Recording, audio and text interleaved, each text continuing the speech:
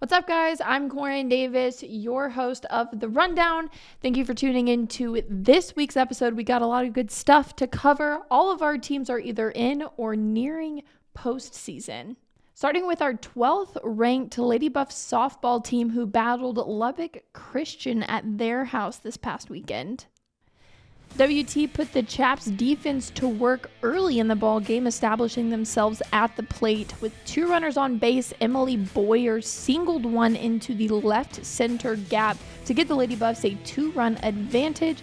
Not too far behind her was Gabby Valforte as she skied a ball over third base for an RBI, and to top it off, Braylon Booth drilled a ball to center field to bring home 2 runs to put the score at 5-0 WT.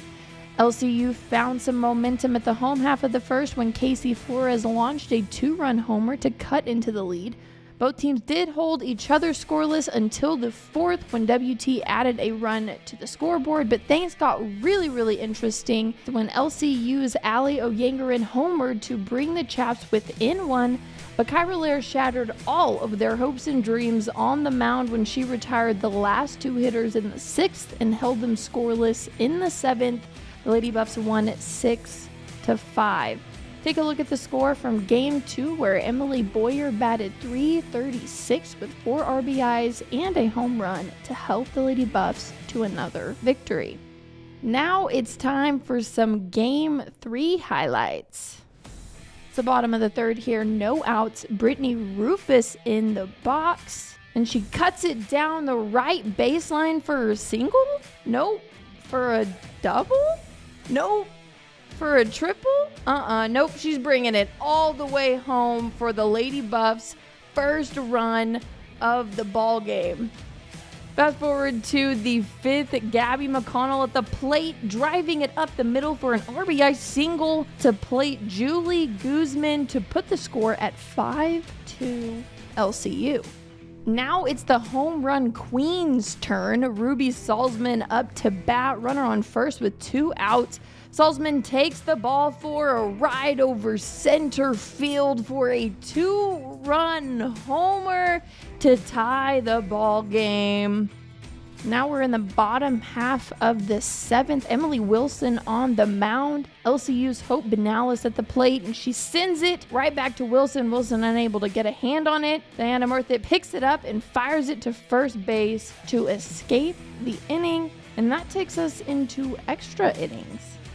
Salzman in the box, 2 outs with runners on second and third. She drives one to left field to bring home McConnell and Rufus. The Lady Buffs ended up winning in the 11th inning, 8-5. And they still sit second in the conference behind UT Tyler and 12th in the NFCA poll. At the neighboring ballpark, Buff Baseball went head-to-head with the Chaps in a 4-game conference showdown. In the opening frames, LCU plated their first run of the day with an RBI double from Eduardo Acosta, but WT responded in the second when Eddie Savoy knocked in a single to plate Will Finning, evening the score.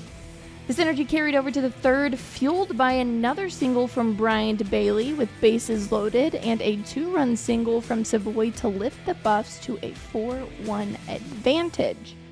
Heading into the 10th, the Buffs scored on a Chaps error to take the lead, but a solo shot from LCU's Brevin McCool and a walk-off homer from Acosta secured the 7-6 win for the Chaps. Here are the scores from Saturday's doubleheader. And now moving into the highlights from Game 4. The home half of the 3rd, Mason Caperton on the mound, runner on 3rd, 1 out. Caperton fires it into LCU's Jared Gibson, who bloops it into left center to bring home Acosta for the 3-run lead. Moving on to the top of the 2nd, Bryant Bailey trying to steal second. The catcher launches it to the second baseman, and he's unable to get a hand on it. Finning finds his way home to put the Buffs' first run of the day on the board. Will Finning at the plate, runners on first and second with 1 out. Finning sends it into right field to advance Corey Schmidt to second and Mike Mineta to third. Savoy walked in the next AB to bring home Mineta, cutting into the Chaps' lead.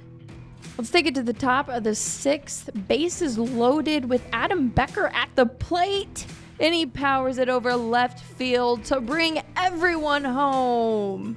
Home plate? More like a welcome mat. WT fought hard, but unfortunately they weren't able to pick up the win, and they fell to the Chaps 13-6. Our men's and women's track and field team battled the elements this weekend at the Buffalo Invitational that was hosted here on campus. I don't think that it impacted them too much though, seeing that 9 of our athletes placed first. Brooke Urban was one of them, placing first in the high jump event, clearing just over 5 feet. Daniela Pesic earned a first place spot, jumping 19.8 feet in the long jump. In the triple jump, Miriam Zanavello jumped for 39.5 feet to take home the gold. Hamdi Ali cleared 6'8" in the high jump event for a first place finish. Trace Kane also finished first, registering a personal best, jumping for 21.5 feet. Cecil Dosu jumped for just over 23 feet in the long jump to place first. Moving over to our throwers, Hope Gray represented in the discus, registering a personal best, throwing for just over 133 feet. And finally, our men throwers, Luke Holcomb in the men's shot put threw for 54.72 feet to finish first. Ray Dixon and Ethan Hollenshed PR'd in the hammer throw. Dixon threw for 182 feet and Hollenshed threw for just shy of 136 feet. The women's team still sits number 1, but the men's team has dropped to number 3 heading into this week. The Lady Buff golf team is competing in the Lone Star Conference Championship this week in Thackerville, Oklahoma. Prior to tea time, several ladies received conference honors, starting with head coach Meredith Jamison, who was named a Lone Star Conference Women's Golf Coach of the Year. Alyssa Campbell, Gam Songpresser, and Lorenza Perini earned first team all LSC honors. Anna Nomrowski was named LSC Newcomer of the Year and is the 3rd consecutive Lady Buff to do so. And Antonella Parietti Amasolo, the Brainiac, hauled in an all-academic honor to wrap up Sunday's banquet. Heading over to the course, the Lady Buffs finished 2nd, leaving day 1. More to come on that as it progresses. Now let's take a look at this week at WT. Baseball and softball are coming up on their final few regular season games before heading into the Lone Star Conference Championship. Lady Buffs will take on Cameron starting on Friday at 6 p.m., followed by a doubleheader on Saturday at 1 p.m. Baseball will face Angelo right next door for a 4-game series that will begin on Friday at 6 p.m., doubleheader Saturday at 3 p.m., and finish up on Sunday at 1 p.m. So be sure to come out and support those two teams. Men's and women's track are also nearing postseason. Their final regular season meet will be up the road in Lubbock, Texas at the Corky Crowfoot Shootout that will be held on Friday and Saturday. Tickets for all of those sporting events can be found on GoBuffsGo.com, or you can watch them live on the Lone Star Conference Digital Network. We had a very special guest jump over to the studio a couple days ago. Check out this clip of my interview with Taylor Nelloms. Okay, well, first, have some really exciting news. You got an email from special somebody, so tell me. I got an email from Team USA. They want me to register for the Pan American Games this summer and compete under them. So I've already started that process, looking into getting a passport and things like that.